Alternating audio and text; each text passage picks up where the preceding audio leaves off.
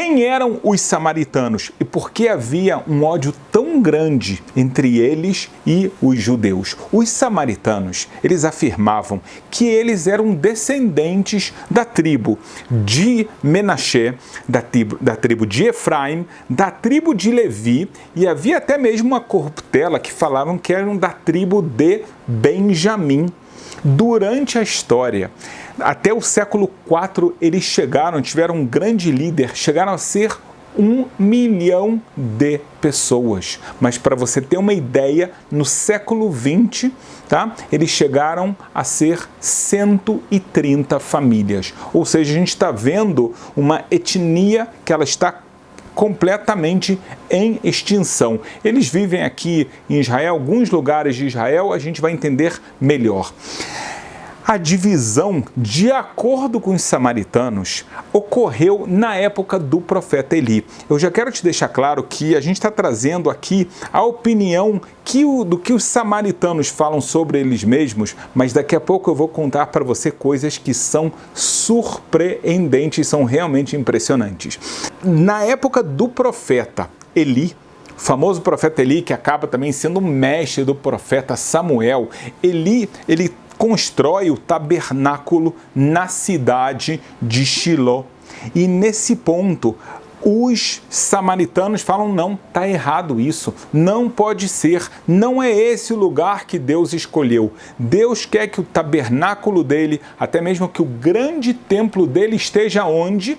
Você provavelmente falou, em Jerusalém, como todos nós sabemos. Eles falam, não, tem que estar do lado da cidade de Nápoles, em hebraico bíblico, Shem, no monte de Grizim. Por que isso? Rabino, de onde você está tirando essa opinião? Muito simples. Os samaritanos, eles eram pessoas que liam o texto bíblico, buscavam entendimento literal e buscavam não receber nenhuma interpretação, nada da tradição oral, nada da tradição que Moisés recebeu no Monte Sinai. Eu vou te dar exemplos sobre isso já para ficar bem claro para você. Mas então, na Bíblia está escrito por um lado que Deus fala que você tem que trazer as oferendas no lugar onde Deus decidiu, o lugar onde Deus escolheu. E existem várias passagens sobre isso. Eles falam, poxa, mas não está escrito na Bíblia. Que lugar é esse? Então, nossa interpretação será o Monte da Bênção, porque se você lembra direito, Deus ordena a Moisés e a Josué que quando o povo de Israel entrar na terra de Israel, então eles vão fazer uma cerimônia muito especial. 6 tribos vão subir para o monte de Gerizim. 6 tribos vão subir para o monte de Eival. A arca sagrada vai ficar embaixo dessas montanhas, desses 2 montes, cercados pela tribo de Levi, ou seja, os sacerdotes, os levitas também, na verdade, iam dar também sábios do povo embaixo. E lá haverá uma cerimônia onde serão feitas bênçãos para quem segue os preceitos bíblicos e maldições para quem transgride a vontade do Eterno. Então eles falam, da onde saiu a bênção? Do monte de Grizim, porque nesse momento todos os levitas, todos os sacerdotes viravam o seu rosto para o monte de Grizim e falavam, abençoada será a pessoa que cumprir todas as palavras da Bíblia, abençoada será a pessoa. Então eles falam, se a bênção estava virada para o monte de Grizim, então lá é o lugar que Deus escolheu. Então eles acreditavam, aqui tem que ser o santuário. Vem Eli e fala, não, o santuário está aqui, agora, nesse momento, o tabernáculo está em Shiló, e saibam que essa não é a última parada dele, porque aqui não é o lugar definitivo que Deus escolheu. A gente sabe mais tarde, não muito tempo mais tarde, porque se você pensa na cronologia, a gente teve Eli, depois teve o profeta Samuel. O profeta Samuel foi quem coroou o rei Saul, depois a gente tem o rei Davi, que começa a construção do primeiro grande templo, que termina com seu filho Salomão, o grande templo de Salomão, é claro, na cidade de Jerusalém. E isso era o que era aceito por todo o povo de Israel e, na verdade, por todos os povos. Então, os samaritanos, eles começaram a ter costumes diferentes, mas sem dúvida que a maior diferença de todas era qual é o lugar mais sagrado. Eles acreditavam um monte de Gerizim. Então, existe no livro de Crônicas uma descendência que ela começa, Arão vai para Elazar, depois Finéias, Abissua. Esse Abissua, de acordo com eles, ele era um sacerdote e ele escreveu uma nova Bíblia. A ideia aqui não é uma nova, de acordo com os samaritanos, não era uma nova Bíblia, e sim a Bíblia original como tinha que ser. O problema é que essa Bíblia, ela tem modificações do texto original, de Bíblias muito mais antigas que existiam. Então ficou claro que alguém pegou e mudou o texto. A gente vê esse mesmo comportamento nos manuscritos do Mar Morto. Nós temos um vídeo falando sobre os manuscritos do Mar Morto. A gente tem um outro vídeo também muito interessante falando sobre os essênios. Esses essênios que saíram de Jerusalém, eles tinham uma forma de ver Deus, uma crença diferente dos judeus tradicionais. Eles tinham novos pensamentos e eles queriam embasar isso em uma Bíblia. Então o que eles fizeram? Você pode ver isso. Os pergaminhos do Mar Morto, vários desses livros foram modificados. Você pega o livro de Ezequiel, o livro de Isaías, você vai ver uma modificação aqui, algumas lá, para que isso encaixe de acordo com a nossa filosofia, a nossa forma de ver Deus, e que acabou criando uma religião completamente diferente. É interessante notar que os essênios, eles faziam parte do povo judeu, eles fizeram essas falsificações. Os samaritanos, o que eles dizem, como eu acabei de falar para você, deram descendentes da tribo de Menaxé, de Efraim, outras tribos, inclusive da tribo de Levi, mas a sua tradição vai começar com Abissua e esse rolo de Torá que eles atribuem a ele. Se isso é verdade ou não, você daqui a pouco vai poder julgar melhor. Mas é interessante, eu contei para você uma grande diferença. Existem outras diferenças que eu vou te contar em breve. Mas antes disso, olha só que coisa interessante. A maioria dos arqueólogos, sábios da Bíblia, falam, não, essa história não está bem contada. A história dos samaritanos começa com o rei Sanherib da Assíria. O que aconteceu? A Bíblia fala no livro de Reis que o rei da Assíria, ele era muito poderoso, ele fez várias guerras, ele saiu vitorioso de quase todas elas. Tá? A última batalha que ele teria que fazer foi aquela contra o rei Ezequias, e que ele acaba vendo uma praga, todos os soldados morrendo, e ele vai voltar para a Síria e ele é assassinado pelos seus filhos mesmo. Mas antes disso, ele conquistou tantos territórios, tantos povos, e o que ele fazia? Ele misturava eles. Ele pegava um povo que ele conquistou aqui e mandava para outra terra. E assim ele fazia em cada lugar. Então a Bíblia conta no livro de Reis que existia um povo da cidade de Cuta que foi mandada para Samaria.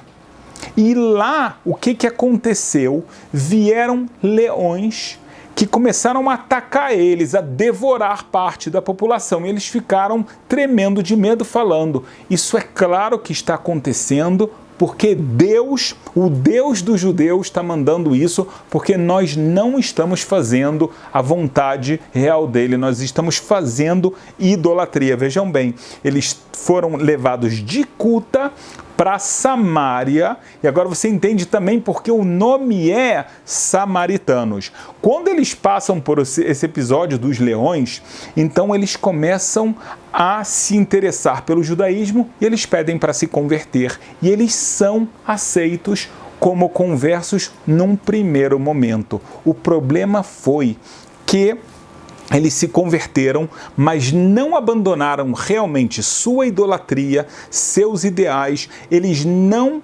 interpretavam a Bíblia de acordo com a tradição que existia na época dos maiores sábios, a tradição que veio de Moisés, foi para Josué, foi para os grandes juízes de Israel, como Otniel e assim por diante. Eles realmente mudaram muita coisa, e a gente, como eu falei, eu vou dar daqui a pouco alguns exemplos para vocês de coisas que eles mudaram e não tinham como saber, então eles acabaram tendo que interpretar eles mesmos com uma nova tradição.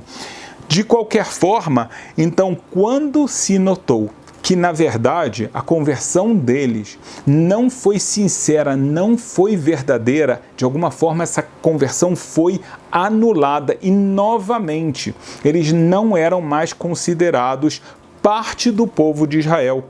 Então eles fizeram isso por um medo naquele momento de medo dos leões, eles entenderam que existia uma mensagem divina, mas verdadeiramente eles estavam pulando nos dois lados, às vezes com Deus, às vezes com seus deuses pagãos e os seus costumes muito específicos que não eram iguais ao do povo de Israel.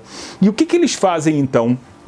Durante a história, os samaritanos, eles querem tanto mudar a Bíblia, os costumes e o lugar do templo, que eles passam a ser uma pedra enorme no sapato do povo de Israel. Porque o que acontece é que eles, a cada momento, vão tentar prejudicar o povo de Israel. Eu vou te contar daqui a pouquinho o que Joséfos Flávio escreve sobre esse povo, e aí vai ficar muito claro para você.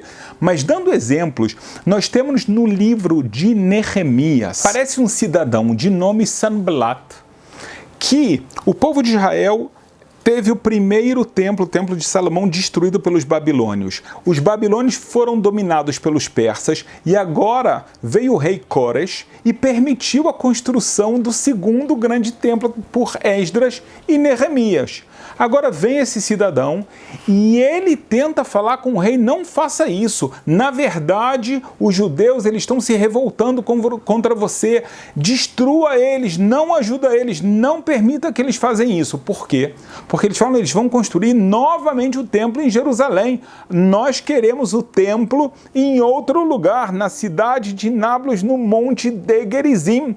Então eles lutavam contra os próprios judeus que, de alguma forma, tinha uma relação muito próxima.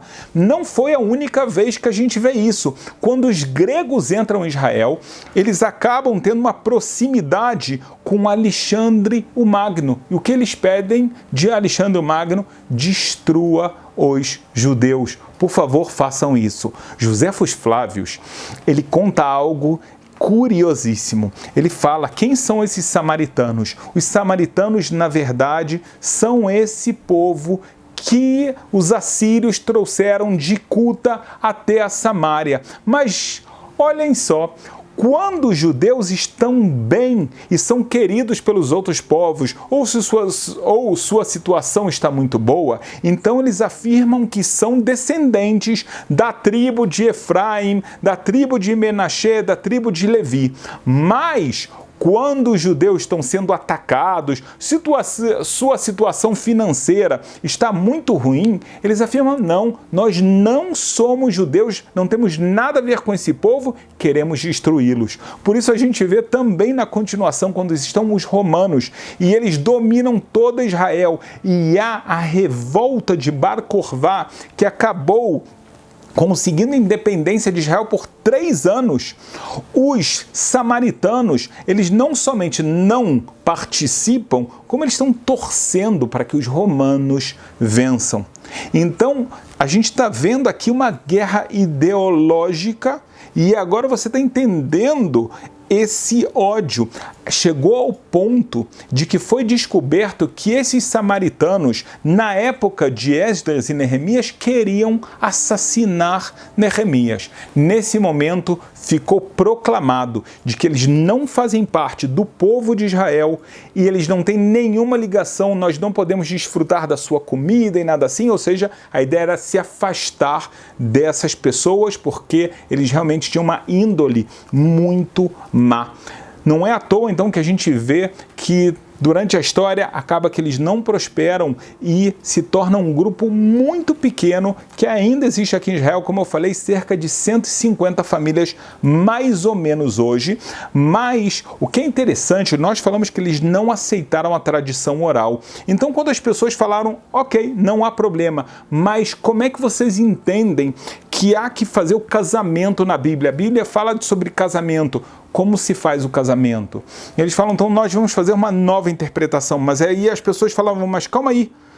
Toda a ideia é que Moisés recebeu a forma como se faz o casamento e recebeu como se faz um divórcio. Se vocês não aceitam a tradição de Moisés, por que nós vamos aceitar o que vocês estão inventando? Quando perguntaram para eles o que são os filactérios, eles falam, são caixas pretas. Perguntaram aonde está escrito isso. Eles falam, essa é a nossa tradição. Nós temos tradição de Avissua, que assim é, mas não a tradição de Moisés. E como é que se coloca isso? Então eles vão ter a sua forma de colocar diferente. Então eles pegam parte da Bíblia. Perguntaram para eles sobre a mezuzá no umbral, né? Aquele pergaminho que é colocado, não está escrito qual a explicação, o que é uma mezuzá, como se coloca, são todos os umbrais, parte dos umbrais, mais uma vez, eles não tinham explicação, então eles pegavam parte do que eles conheciam da tradição, modificavam e no final das contas as pessoas não conseguiam mais levar a sério, pelo simples motivo que ficou claro que eles criaram uma nova interpretação para negar a tradição que Moisés recebeu. Até o dia de hoje, eles fazem o sacrifício pascal que está escrito na Bíblia no Monte de Gerizim. Eles afirmam que eles têm sacerdotes de geração a geração. Então, quando chega a época da festa de Pessach, a festa da Páscoa bíblica, eles vão até o Monte de Gerizim, todo a clã deles, toda a etnia, vão todas as famílias, levam oferendas, fazem essas oferendas em nome de Deus, falando que eles estão seguindo essa tradição milenar. A cada ano tem menos pessoas, porque menos pessoas acreditam nisso, mas então ficou claro agora a história dos samaritanos, a relação deles com o povo de Israel desde a Bíblia, desde tempos muito remotos, na continuação também com Romanos, e o que acontece até o dia de hoje. Vale lembrar que em Israel eles têm direitos de cidadãos, são bem tratados, graças a Deus não existe mais nenhum conflito como existia no passado.